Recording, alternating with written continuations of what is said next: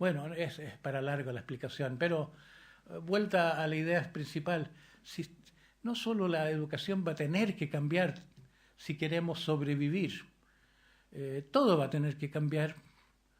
No tenemos ni siquiera una economía sustentable. Ahora algunos gustan de hablar de desarrollo sustentable. Yo no sé si es posible el desarrollo sustentable. Tal vez tengan razones algunos italianos que están hablando de la decrescita felice, que hay que disminuir la producción para ser sustentable. Bueno, ya está disminuyendo, pero se hace mucha riqueza especulativa. Hay otras cosas que son problemáticas en el mundo. Se habla mucho de la diferencia entre los ricos y los pobres hoy en día, y yo no le hago mucho caso a los papas. Nunca me han interesado mucho los papas, pero encendí la televisión algunas semanas atrás y me tocó ver justo el día en que llegaba al aeropuerto de Madrid el Papa y era recibido por los reyes de España. Y me interesó mucho oírle decir al Papa: los problemas económicos son problemas morales. Bueno, interesante concepto, ¿no? Y están de acuerdo en esto de que se necesita una educación moral los religiosos con Hugo Chávez.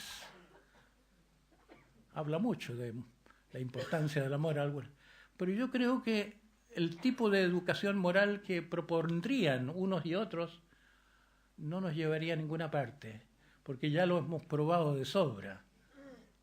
Es un tipo de moral en que se le dice a la gente: no robarás, no matarás, no levantarás falso testimonio, y otras cosas que están puestas allí en altares muy altos y que no sirven por el hecho de que ya tenemos desarrollado una alergia particular al autoritarismo. Si hubiera habido un mandamiento que dice no mandarás, tal vez nos hubiéramos salvado de las complicaciones de la visión mosaica de las cosas. Pero las guerras santas se transformaron en las guerras justas, y las guerras justas se transformaron en las guerras económicas justificadas por la retórica, y después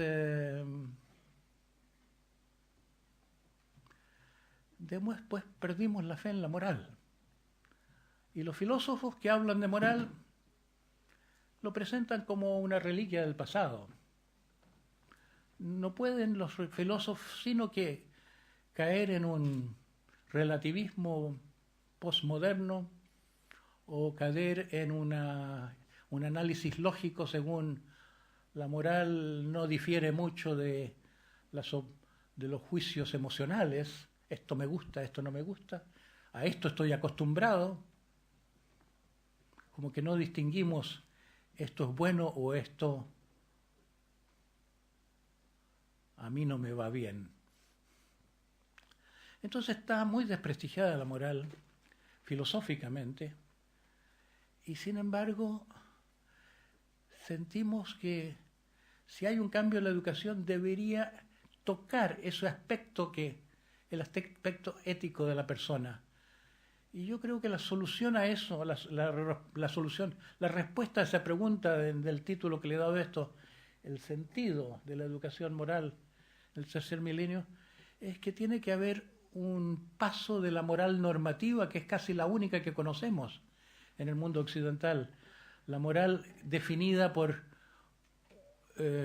un dedo de la autoridad que apunta a la izquierda y dice esto no lo debes hacer, y que apunta a la derecha y dice esto tienes que hacerlo, como se dice de los alemanes, que dicen que todo lo que no es prohibido es obligatorio.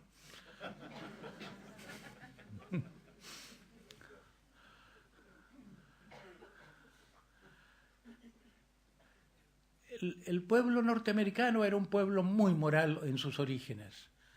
Fueron los puritanos los que crearon la Nueva Inglaterra. No es como en Sudamérica, que fueron las poblaciones de la cárcel de España que fueron en busca del oro. Se les dio prioridad. No, en Estados Unidos fue colonizado por gente con grandes intenciones y grandes ideales. Y cuando se redactó la Constitución norteamericana, los que la redactaron redactaron un documento, ¿cómo se llama? Los Federalist Papers, no sé cómo se traduce al castellano, los documentos federalistas o algo así, los papeles de Jefferson y Madison y Adams, y un grupo de ellos sintió que era necesario redactar un documento para convencer a la gente por votar por esta Constitución, especialmente en Nueva York. Y yo una vez estudié psicología social con Allport, que era un gran psicólogo en Harvard, y comenzó su seminario sobre psicología social preguntándonos cuál era la obra maestra en psicología social. Y después que oyó nuestras opiniones dijo The Federalist Papers. Esta es la primera obra de psicología social. Y es una obra maestra. Y así que yo le puse un poco de atención a esa obra. Y entre las cosas que dicen estos autores es que un gobierno por la ley, como se pretendió en la Constitución americana, un gobierno alternativo a la monarquía, que son ciertos principios los que establecidos por la Constitución, que un gobierno así solamente puede funcionar si hay un contexto de moralidad, si hay personas morales. Pero eso existía en esa época. Hoy es la misma Constitución, pero parece que no funciona el mundo en forma tan buena, como que desaparecido ese lubricante de la educación moral. Entonces uno se pregunta, ¿y por qué? ¿Qué pasó con la moral de los puritanos? Yo creo que la maduración psicológica de la gente reveló algo así como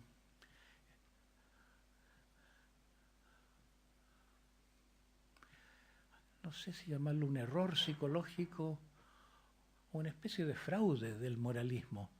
El moralismo pretende ser moral. Los puritanos eran en su intención moral eran realmente moralistas. Tenían un código severo, esto hay que hacer así, esto hay que hacerlo así, debe ser bueno, no debe ser malo. Pero eso es lo que nos hizo caer del paraíso. Es muy profundo eso, que comimos del fruto del conocimiento del bien y del mal. Esa moral normativa es muy problemática. Yo he estado leyendo Foucault últimamente, sus últimas clases en el Collège de France, era sobre el tema de la moral de los griegos y que era un criterio más estético, no era una moral normativa, tienes que hacer esto, tienes que hacer eso. Era un código de ideales, como que uno debe ser dueño de sí mismo, no ser dueño de las pasiones. Uno debe ser persona no llevada por sus excesos. Pero esto era como un criterio estético, como la elegancia, diríamos, una equivalencia de hoy. O más bien, existía entre los griegos no solo aquel dicho del oráculo, conócete a ti mismo, sino que había otro dicho tan importante pero olvidado hoy, que era cuida de ti mismo.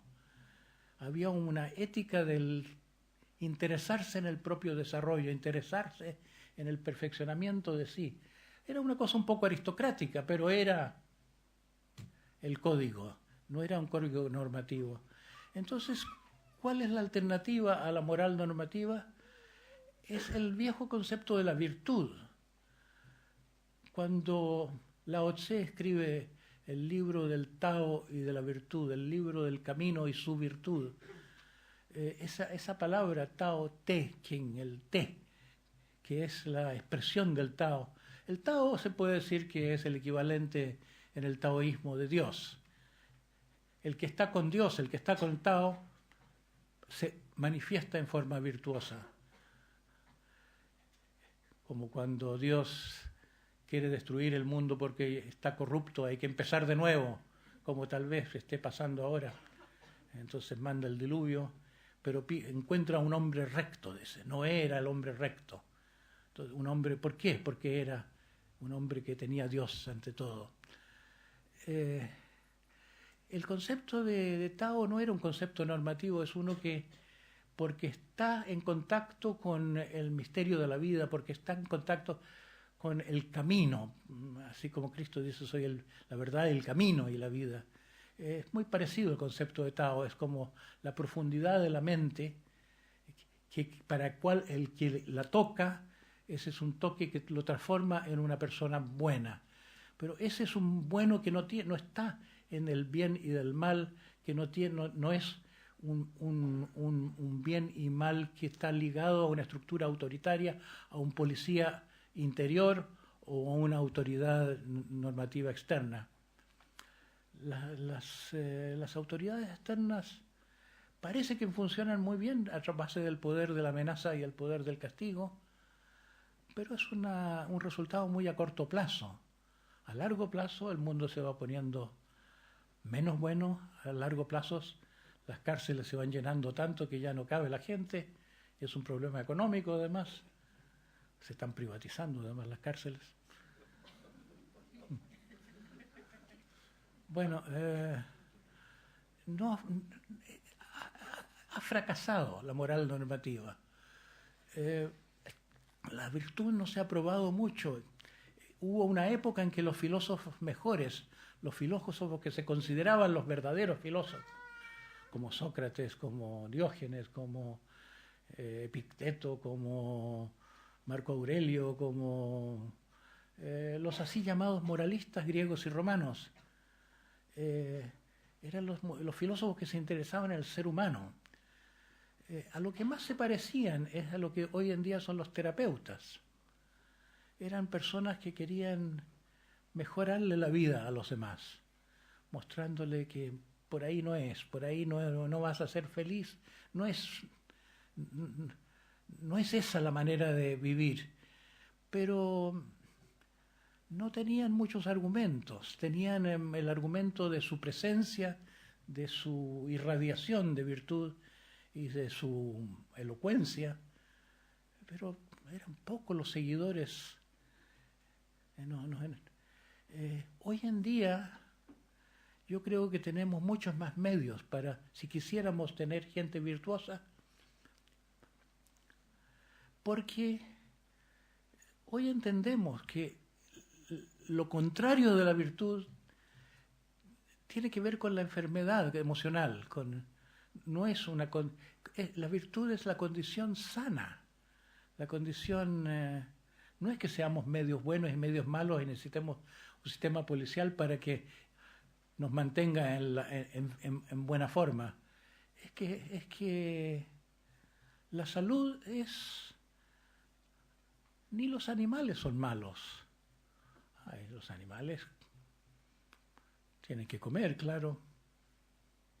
Matan para comer y está en la armonía del universo, uno come al otro, pero hay un régimen de mantención de la vida sin crueldad, sin maldad, sin malicia, sin explotación. Es otra cosa. Parecería que para ser buenos necesitamos ser humanos simplemente. Y lo que pasa es que nos hemos deshumanizado. Nos hemos deshumanizado en parte porque hemos desterrado de nuestra vida civilizada nuestra tercera parte del cerebro, que es la tercera parte animal. Tenemos un cerebro instintivo, reptiliano se lo llama hoy en día, el cerebro reptiliano. Tenemos un cerebro que heredamos de los mamíferos, y Rolf Carballo, ese gran neurofisiólogo español, escribió un libro, Cerebro Medio y Mundo Emocional. El amor no es invento humano, el amor es invento mamífero, donde hay mamás, hay reconocimiento por parte de la madre de que la cría es otro yo, hay un sentido del tú, hay un sentido de que el individuo no va más allá de sus fronteras, de la igualdad del yo con el otro. Así que es el comienzo de la solidaridad, que, claro, solo en los humanos hay la potencialidad de llegar al amor universal. Todas las culturas conocen santos que desarrollan este tipo, pero es el amor maternal, el amor al prójimo es el amor, es lo que comienza con la maternidad.